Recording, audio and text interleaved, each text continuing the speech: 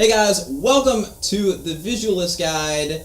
I am your host, Alex Cook, and on this episode, we're going to take a look at Ikea's brand new lights called Spanst lights, and we're going to see if these are just as good for film production as these guys.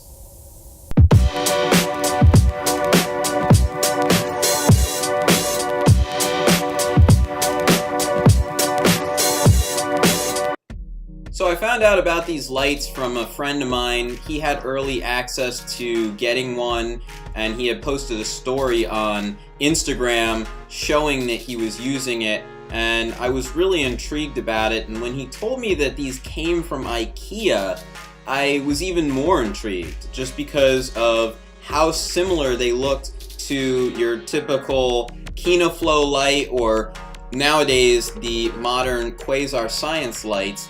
And I thought, you know what, I really need to get my hands on some of these and check them out, see what they're about, and see if Ikea lights actually can be used on professional productions.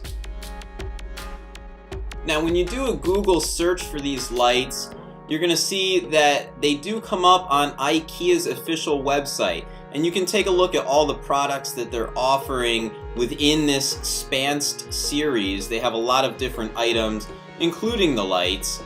And you'll be able to click on it and get that information regarding them, what they're about, what the prices are.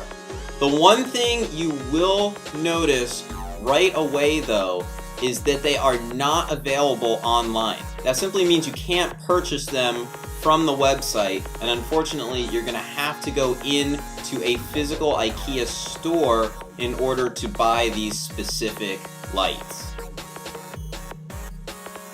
Once you do get them, though, you'll see that they come in this nice box. It's very simple, it's well packaged, there's not a whole lot to it. They're protected just as much as they need to be, and once you open it up, you'll see the light and everything else with it. One of the nice things is that they come with these brackets, which is great because you don't have to go out and get your own brackets. These were specifically made by Ikea for this light, and it's easy to mount. You'll also see that it comes with information regarding the light, just the safety of it, how to use it, how to properly mount it to a wall or anything else with the brackets, and any other information that you need to know.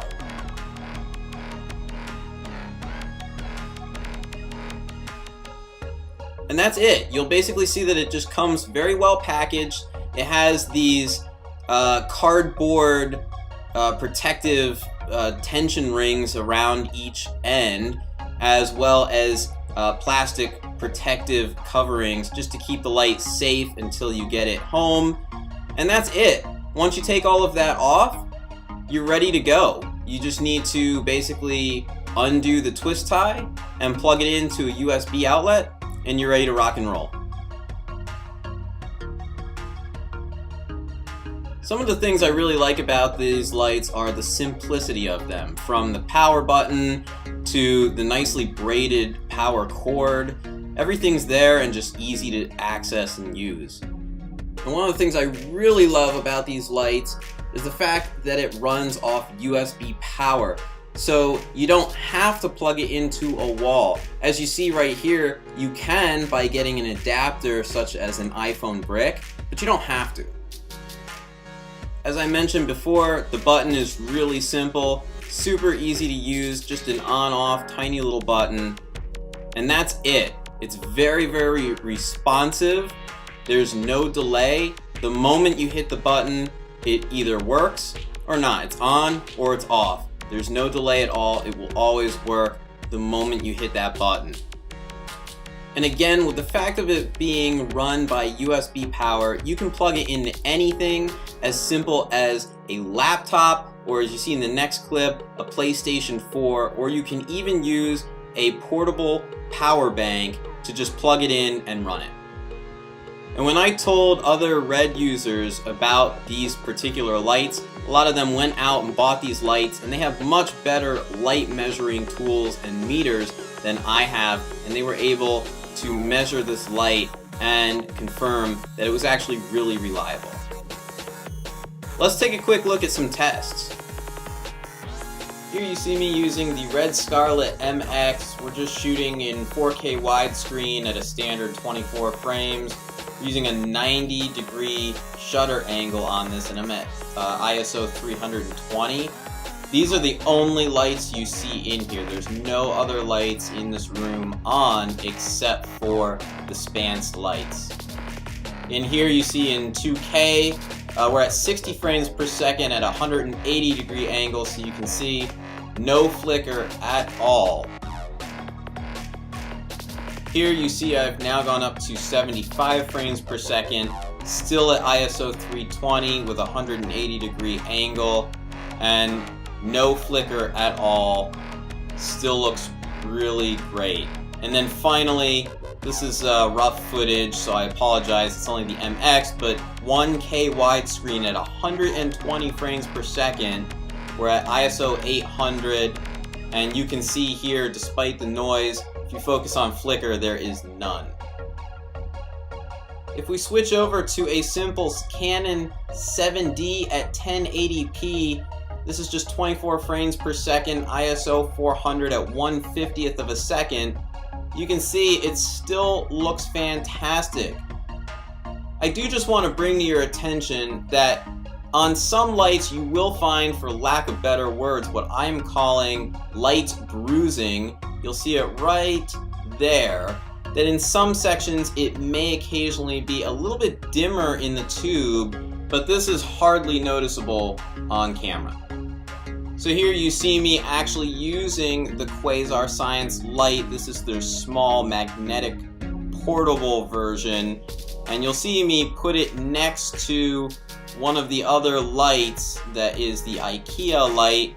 And the thing to mention here is that the Quasar light is at 10% power to match the 100% power of the Ikea lights. Overall though, I have been incredibly impressed with the quality, the softness, the light diffusion, and reliability of these Ikea lights. Alright guys, so as you saw in the video, absolutely amazing lights. I was so impressed right off the bat. The fact that, you know, these small ones are only $20 and the larger 4-foot, like 53-inch in total length, larger ones are $40 a piece. You know, you really cannot beat that for the price. I would give these, you know, an A, if not an A+. I think I would reserve A+ for Quasar, but you know, these, they're so perfect in size and weight. The fact that they're LED, you know, very water resistant. They run off of a USB cable. It really makes it perfect for situations like running them inside of a vehicle, or you know, you don't always have to have an outlet to work with these. You can use them off of a power bank, you know, such as the ones that I have back here. You know, you could just plug it into a cheap power bank that you might buy at Five Below and be able to run these lights for hours. And that's something that's really important. I think that, you know, in a lot of cases you have to have that flexibility. You may not always have the perfect situation or the perfect set where you can just plug right into an outlet somewhere. And you know, having something like this where you have two different sizes, they're just super light, you can tack them onto anything and run them off of anything, I think makes these invaluable in terms of just a great tool to have on production. So, you know, to answer the big question, are these in fact as good as Quasars?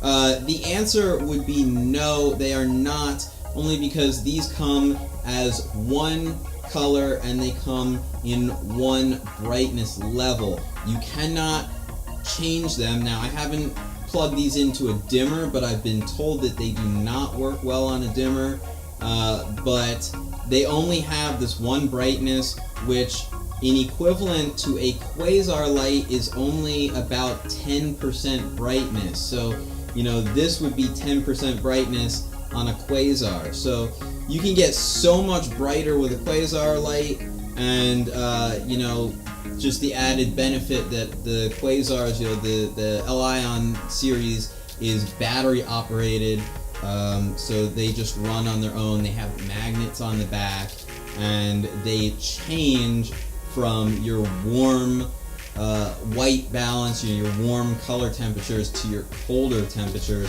whereas this, you're just locked into one. And of course, you can gel these, as you saw in the video. I did, but that's just an added step when using these lights. Not that it's necessarily a negative, but just something you have to remember when you're working on set with these particular lights. So I think, you know, head to head, Quasar obviously wins, but you also have to remember price. You're paying a lot more for a Quasar light, whereas with these, like I said, these little guys are $20 and the ones that are longer are $40. We bought 12 of these lights for our studio, and we're definitely going to be using the heck out of them on a lot of productions. So, you know, we're probably going to mingle them with Quasars, but they're just so useful to have, and I like the fact that they are dim because you can use these as practicals. I don't know if I would use these as keys or fills, maybe for fill lights, but as practicals, these are just perfect. So that's my thoughts on them.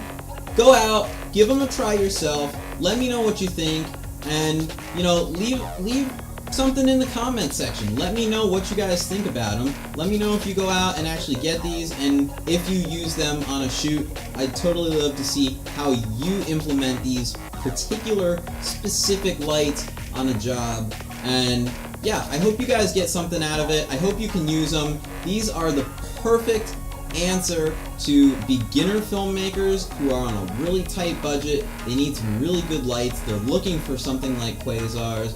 They don't want to have to go to like Home Depot and just pick out some old, you know, halogen tubes. This is the perfect answer to that. You don't have to break the bank anymore.